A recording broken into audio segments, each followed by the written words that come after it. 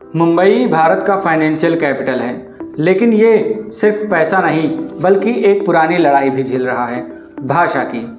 मराठी बोलो तो असली महाराष्ट्रियन, हिंदी बोलो तो आउटसाइडर। नमस्कार, मैं दीपक मिश्रा आपका बहुत बहुत स्वागत करता हूं अपने YouTube चैनल दीपक डिकोड पर। और आज मैं डिकोड करने वाला हूं आखिर क्यों महाराष्ट्र में हिंदी के खिलाफ ये निगेटिव सेंटीमेंट बना हुआ है और कैसे एक छोटा सा भाषा का विवाद कुछ लोगों ने जिसे शुरू किया था आज वो एक पॉलिटिकल स्टंट बन गया है। और साथ ही आज मैं बात करने वाला हूं बाला साहेब ठाकरे जी के एक ऐसे स्टेटमेंट के बारे में जिसका जवाब यूपी या बिहार की किसी भी नेता ने आज तक नहीं दिया और आने वाले 10 या 15 सालों में दे पाएंगे कि नहीं, इस पर भी संदेह है।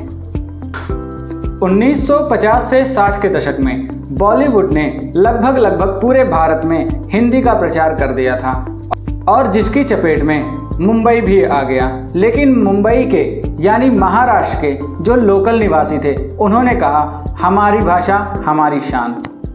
माइग्रेंट्स यूपी, बिहार और नॉर्थ इंडिया से आकर महाराष्ट्र में काम ढूंढने लगे क्योंकि यहाँ पर कंस्ट्रक्शन, रेलवेज, टैक्सी और फिल्म का काम बहुत जोरों से चल रहा था। उस समय खास करके यूपी और बिहार के लोग 4-4, 5-5 ट्रेनों में डेली भर के महाराष्ट्र की तरफ रवाना होने लगे। तब उस समय शिवसेना के फाउंडर बाला साहेब ठाकरे जी ने कहा यूपी और बिहार ने देश को इतने सारे प्रधानमंत्री दिए हैं, उसके बाद भी ये लोग मुंबई में आकर मजदूरी का काम करते हैं, वापस जाओ और अपना राज्य संभालो। केवल ये एक छोटी सी लाइन मराठी प्राइड का सिंबल बन गई और उसके बाद यह एक छोटा सा विवाद एक पॉलिटिकल विवाद बन गया। 2008 में राज ठाकरे ने महाराष्ट्र नवनिर्माण सेना यानी MNS का गठन किया, जिसके बाद इन्होंने भाषा विवाद को ओपनली उठा के रख दिया, जिसमें ये कह रहे थे मुंबई सिर्फ मराठी मानुस का है, यहाँ पर आउटसाइडर का राज नहीं चलेगा। 2008 में रेलवे रिक्रूटमेंट के खिलाफ MNS ने केवल इसलिए प्रदर्शन करना शुरू कर दिया क्योंकि उसमें यूपी और बिहार के कैंडिडेटों की संख्या महाराष्ट्रियन से ज़्यादा थी। यह दंगा धीरे धीरे हिंसा में बदल गया, जिसमें कई सारे नॉर्थ इंडियन स्टॉल्स को टारगेट किया गया और जला दिया गया। कई सारे ऑटोज़ को जला दिया गया जो कि मैक्सिमम नॉर्थ इंडियन पीपल्स ही ऑटो ड्राइवर हुआ करते थे। इसके बाद भी राज ने एक फिर से वायरल स्टेटमेंट दे दिया जिसमें वो कह रहे थे मराठी नहीं आती तो ये शहर आपका नहीं है। ये आग धीरे धीरे ठंडी हो ही रही थी कि रिसेंटली वायरल हुए एक वीडियो ने फिर से आग में घी डालने का काम कर दिया, जिसमें यूपी ओरिजिन एक ऑटो ड्राइवर के साथ केवल इसलिए बदसलूकी की जा रही थी क्योंकि वो मराठी में बात नहीं कर रहा था। इसके बाद सोशल मीडिया 2 पार्ट में डिवाइड हो गया। पहला #justice for driver, second #respect Marathi. इस पर कई सारे पॉलिटिकल रिएक्शन भी आए, जिसमें सबसे पहले एज एक्सपेक्टेड राज ठाकरे जी का आया जो कि MNS को रिप्रेजेंट करते हैं। इन्होंने कहा केवल मराठी बोलने वाले ड्राइवर ही महाराष्ट्र में चलेंगे, ये महाराष्ट्र है, यूपी नहीं है। इसके बाद तुरंत बीजेपी के तरफ से देवेंद्र फडणवीस ने एक फिर से स्टेटमेंट दिया जिसमें वो कह रहे थे मराठी अस्मिता का सम्मान जरूरी है लेकिन हिंसा की कोई जगह नहीं है। उद्धव ठाकरे जो कि शिवसेना UBT को रिप्रेजेंट करते हैं, इन्होंने भी अपना एक स्टेटमेंट दिया जिसमें ये कह रहे थे मराठी यूथ को जॉब नहीं मिल रही है, माइग्रेंट्स डोमिनेट कर रहे हैं, यह तो इनजस्टिस है। इस पर कांग्रेस ने भी अपना एक रिएक्शन दिया है जिसमें कांग्रेस के स्पोक्स पर्सन कह रहे थे हमारा कॉन्स्टिट्यूशन हर भाषा को सम्मान देता है, हेटर्ड नहीं चलेगा। आपकी जानकारी के लिए मैं बता दूं, उद्धव ठाकरे और राज ठाकरे दोनों की एक दूसरे के अगेंस्ट पॉलिटिकल पार्टी है, लेकिन भाषा विवाद के चलते ये दोनों साथ में आकर एक साथ मंच शेयर कर रहे हैं। सोशल मीडिया पर यह लड़ाई और भी ज़्यादा गर्म होती नजर आ रही है। एक तरफ #मराठी मान तो दूसरी तरफ #वन इंडिया मैनी लैंग्वेज का नारा चल रहा है।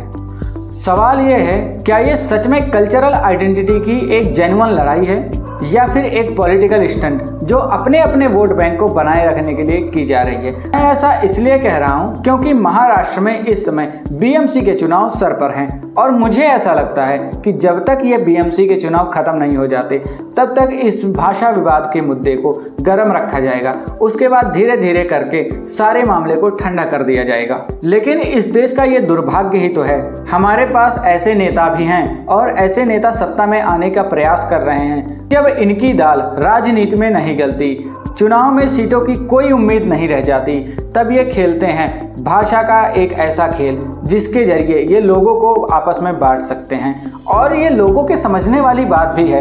क्या हम और आप ये नहीं समझ सकते कि ये एक पॉलिटिकल स्टंट है या सच में हमारा भाषा विवाद? क्या ये भाषा विवाद इतना गर्म पहले नहीं हो सकता था? क्या ये भाषा विवाद केवल बीएमसी के चुनाव के समय ही इतना गर्म होना चाहिए था?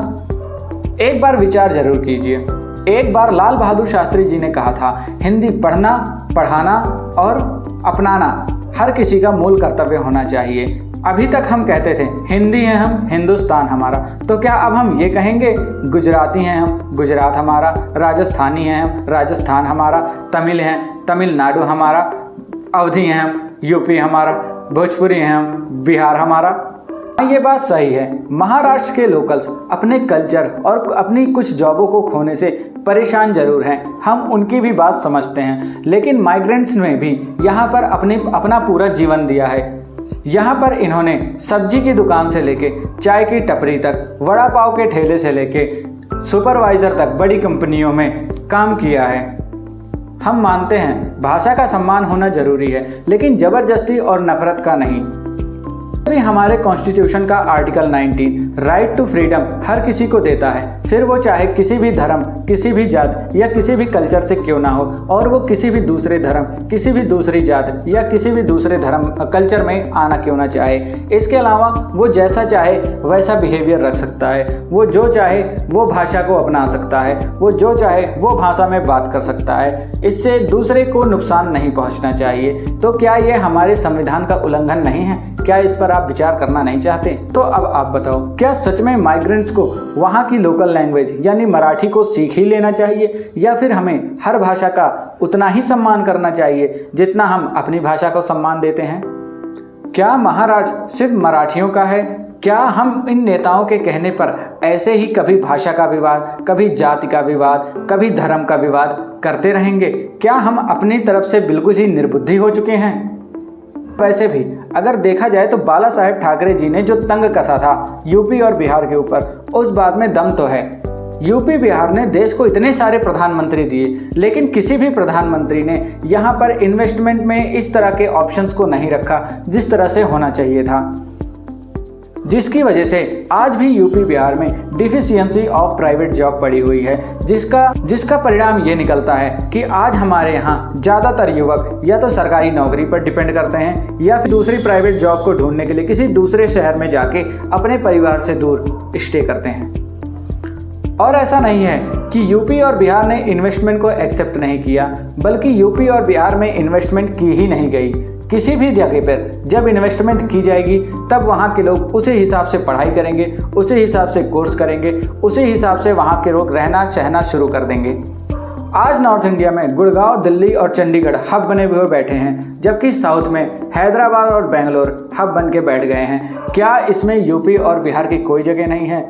जगह है, लेकिन यहाँ पर इन्वेस्टमेंट नहीं आई। तो अगर इस वीडियो ने आपको कुछ नया समझाया हो, या फिर जो मैंने डायरेक्टली नहीं बोला उस बात को आप मेरे डायरेक्टली कनेक्ट कर पा रहे हो, तो इस वीडियो को लाइक करें, सब्सक्राइब करें और कमेंट करना बिल्कुल भी ना भूलें। और हाँ, बिना शेयर किए तो जाना मत। धन्यवाद। जय हिंद, जय भारत।